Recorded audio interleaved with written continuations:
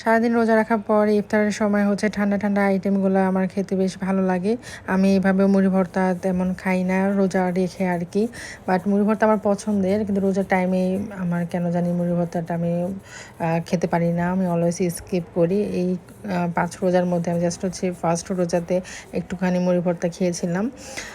আর আজকে হলো ফার্স্টে আমি কাস্টার্ড খেলাম, তারপরে হচ্ছে দই চিড়া খাচ্ছিলাম। দই চিড়াটা এখন আমার ইফতারের মধ্যে খুব ভালো একটা ইফতার আইটেম।